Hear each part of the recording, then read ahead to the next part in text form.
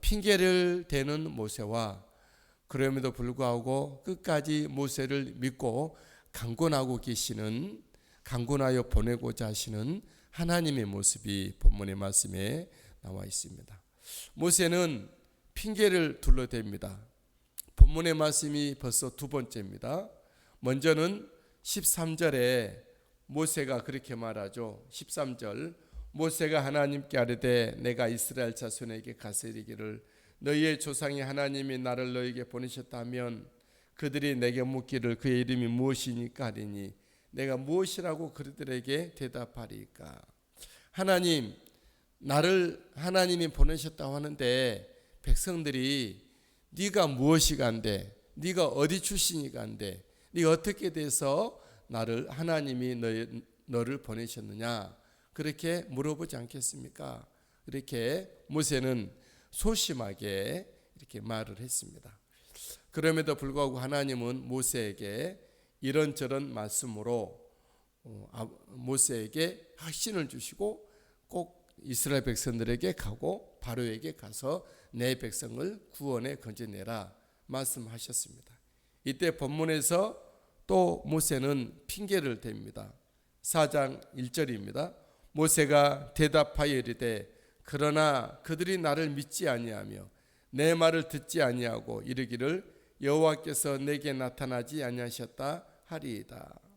백성들이 하나님이 나를 보내셨다고 해도 그들이 나를 믿지 아니할 뿐만 아니라 하나님이 내게 나타났다는 그 사실조차도 백성들은 믿지 아니할 것입니다. 다시 말하면 모세는 나는 다른 이스라엘 백성들처럼 하나님을 기다리며 언약을 지킨 사람이 아닙니다. 나는 애굽 왕궁의 왕자로 갔었고 애굽의 모두 좋은 곳을 누렸던 난데, 그리고 나는 그 일을 이스라엘 백성들의 지도자가 되려고 내가 노력을 했었으나 오히려 나는 이처럼 도망자가 되어 40년 동안 광야에 있는, 이미 나는 잊혀진 지 오래입니다. 하나님이 나 같은 사람에게 나타났다는 사실을 누가 믿겠습니까? 이렇게 하면서 핑계를 댑니다. 하지만 하나님은 모세를 부르신 하나님, 모세를 보내시고자 하신 하나님의 의지는 굽히지 않죠. 하나님은 강권하여서 모세를 보내는 말씀이 본문의 세 가지인데, 세 가지 기적을 통해서 모세를 통해서 나타나게 할 터인데 이 기적을 통해서 백성들이 믿게 될 거다 이렇게 말씀을 하는 것입니다. 첫 번째 기적은 지팡이의 기적입니다. 모세로 지팡이를 던지게 하여 그 지팡이가 뱀이 되게 합니다. 2절 3절 여호와께서 그에게 이르시되 네 손에 있는 것이 무엇이냐? 그가 이르되 지팡이니이다. 여호와께서 이르시되 그것을 땅에 던지라 하시매 곧 땅에 던지니 그것이 뱀이 된지라. 모세가 뱀 앞에서 피하매. 모세가 던졌던 지팡이, 뱀이 된 지팡이는 어떤 지팡이였습니까? 40년 동안 모세가 날마다 가지고 다녔던 양을 칠 때 사용했던 허름한 지팡이입니다. 아무것도 아닌, 별것 아닌 그냥 단지 지팡이일 뿐이었습니다. 하지만 하나님이 하시면 그 지팡이가 뱀이 되기도 한다라는 것이죠. 다시 그 지팡이가 뱀이 된 그 뱀을 집게 하셔서 또 그 뱀이 지팡이가 되게 합니다. 4절 5절 여호와께서 모세에게 이르시되 네 손을 내밀어 그 꼬리를 잡으라. 그가 손을 내밀어 그것을 잡으니 그의 손에서 지팡이가 된지라. 5절 이는 그들에게 그들의 조상의 하나님 곧 아브라함의 하나님 이삭의 하나님 야곱의 하나님 여호와가 내게 나타난 줄을 믿게 하려 함이라 하시고, 하나님이 이처럼 모세의 지팡이가 뱀이 되고 뱀이 된 그 지팡이를 다시 손에 잡게 될 때에 다시 지팡이가 되게 하심으로 이스라엘 백성들로 하여금 모세를 하나님이 보내신 줄을 믿게 하신다라는 것이죠. 우리가 사역자들이 하나님 앞에 귀하게 세워졌고 성도들이 볼 때 성도들 앞에서 하나님의 종이라는 사실을 믿게 하는 것은 우리의 일상을 통해서 우리 속에 있는 여러 가지 일들을 통해서 나타나는 하나님의 기적입니다. 우리 하나님의 사역자들에게 그런 은혜가 꼭 있게 하셔서 또 있으시고 반드시 있게 하실 터인데 모든 백성들에게 하나님의 말씀을 증거하고 하나님의 사역을 행할 때 효과적으로 그들이 믿음과 함께 동참할 수 있는 은혜가 있도록 주께 축복해 주시길 바랍니다. 두 번째 기적은 모세로 하여금 이스라엘 백성들로 하여금 모세가 하나님이 보내신 종으로 하나님이 보내신 사람으로 믿게 하는 두 번째 기적은 손의 나병 기적입니다.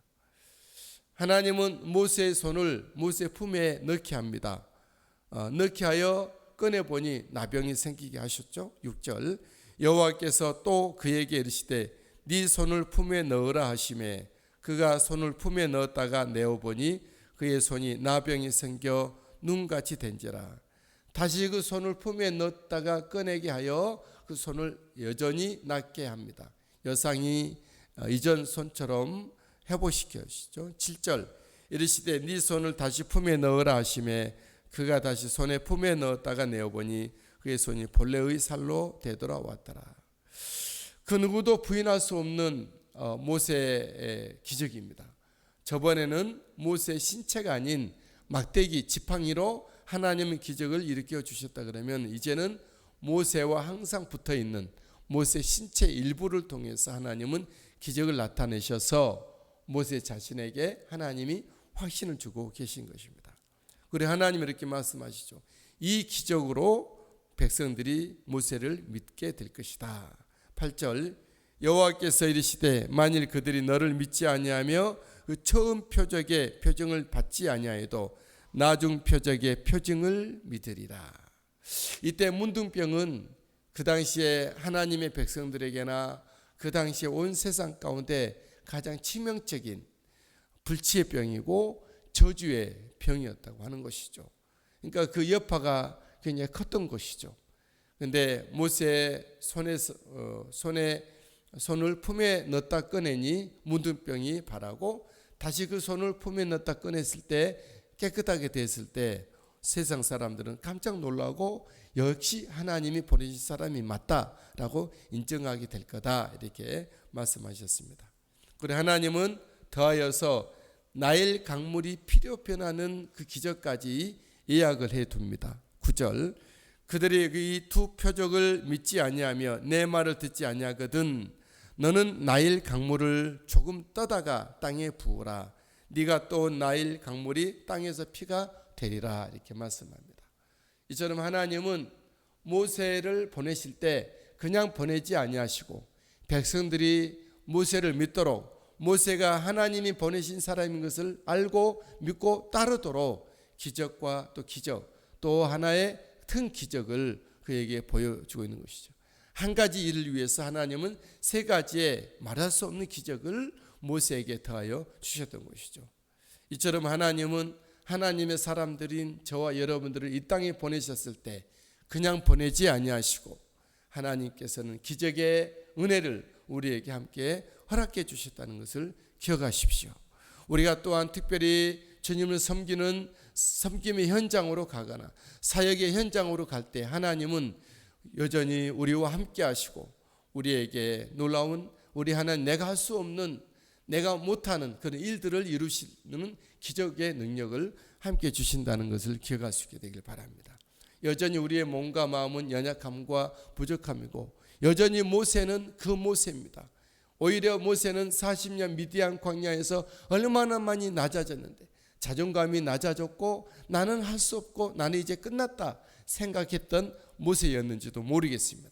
그렇지만 그보다 더 크게 더 많이 하나님은 기적과 하나님께서 모세를 하나님이 보내셨던 사실을 입증할 만한 증거를 기적으로 보여주고 있는 것처럼 저와 여러분들에게 우리 하나님은 이 땅에서 하나님의 일로 하나님을 섬기는 일로 사역으로 보내실 때 기적의 표적으로 함께 주실 것입니다.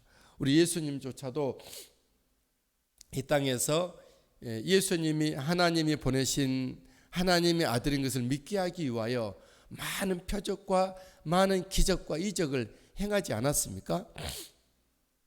저와 여러분들이 우리 하나님이 보내신 사람으로서 쓰고 하나님이 보내신 일을 행할 때에 하나님은 믿도록 또 믿음의 결과가 있도록 우리들을 통해서 하나님의 기적을 일으켜 내실 것입니다. 그 놀라우신 하나님을 찬양합니다. 그 하나님을 믿고 의지하며 믿음으로 담대히 나가시게 되기를 주 예수님의 이름으로 축복합니다.